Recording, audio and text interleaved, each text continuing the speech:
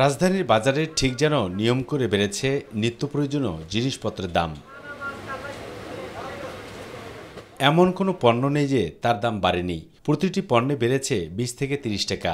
আর বর্ষার অজুহাতে কাঁচামরিচ থেকে শুরু করে সব কাঁচা পণ্যের দাম যেন আকাশচুম্বী। বাজেটের আগে কিন্তু সমস্ত পণ্যের দাম বাড়তি ছিল, সেক্ষেত্রে বাজেটের অনুসারে আরও পণ্যের দাম বাড়ানো হয়েছে। ঈদের 10-15 দিন 1 মাস আগ থেকে যে রেট এখনো সে রেটে চলতেছে। আমরা সবজি বিক্রি করে 20 টাকা কিনে না 30 টাকা বেশি, 40 টাকা কিনে 50 টাকা বেশি। মুরগির দামেও মিলছে না স্বস্তি। গরু ও খাসির মাংসের দামও বাড়তি। গরিবের আমিষ খ্যাত ডিমের দাম বেড়ে ডজন প্রতি বাদামি রঙের ডিম বিক্রি হচ্ছে 170 থেকে 175 টাকায়। চালের বাজারে বেড়েছে কেজিতে 2 থেকে 3 টাকা। সার্বিক অবস্থায় কেমন আছেন ভোক্তারা? কারোর কোনো কন্ট্রোল নাই, এক এক দোকানে এক এক রকম দাম।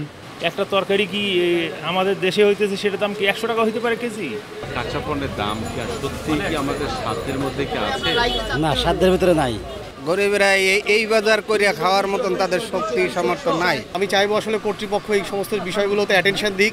আর আবারও অস্থির উঠেছে পেঁয়াজের বাজার। 3 দিনের ব্যবধানে কেজিতে 10 টাকা বেড়ে পেঁয়াজ বিক্রি হচ্ছে 110 টাকায়। আর দেশি পেঁয়াজ তো সেঞ্চুরি করেছে।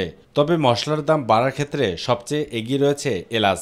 মানভেদে এলাচ বিক্রি হচ্ছে 3500 থেকে 4200 টাকা দরে। বাজারে বেড়েছে সব ধরনের নিত্য প্রয়োজনীয় দ্রব্যের দাম। তবে ভোক্তাদের দাবি, এই দাম নিয়ন্ত্রণে সরকার আরও কঠোর থেকে কঠোরতম হবে এবং বাজার মনিটরিং ব্যবস্থাকে আরও জোরদার করবে। তাহলে বাজার নিয়ন্ত্রণ করা সম্ভব। কারণ বাজার থেকে আবু সাদ অপু, মাই টিভি, ঢাকা।